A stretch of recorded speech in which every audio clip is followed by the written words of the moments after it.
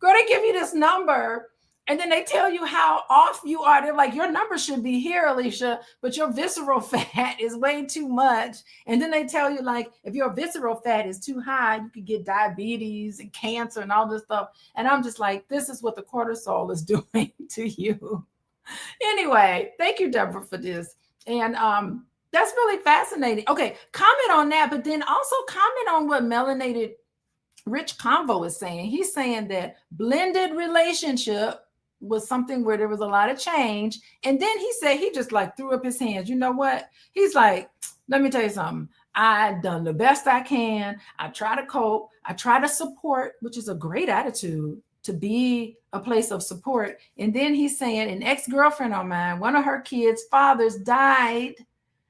Oh my good. Oh my God. And her kid's father died. Us three attended the funeral. Oh my goodness.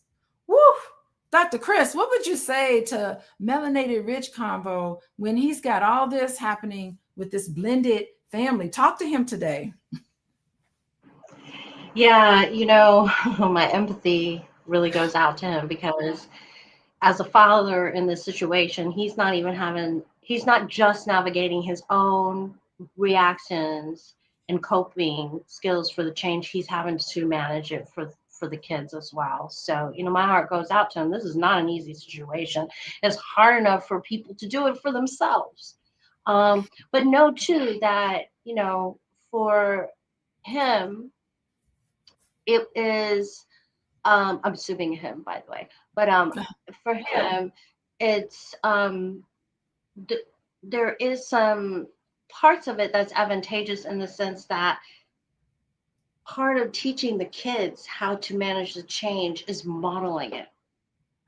It's not so much how you speak it. It's not so much looking in a book and looking at step one, step two, step three. Being there, what are they called? Those learning moments, Teachable capturing it. moments. Um, Yes. it teachable moments. Thank you. Yeah, the teachable moments.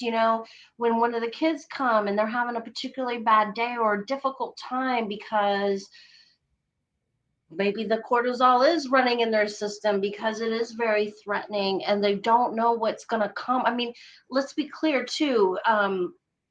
There doesn't necessarily need to be, again, a bear or even a specific event that just happened in the recent past, because these things can be phases depending on how impactful or substantial the change was.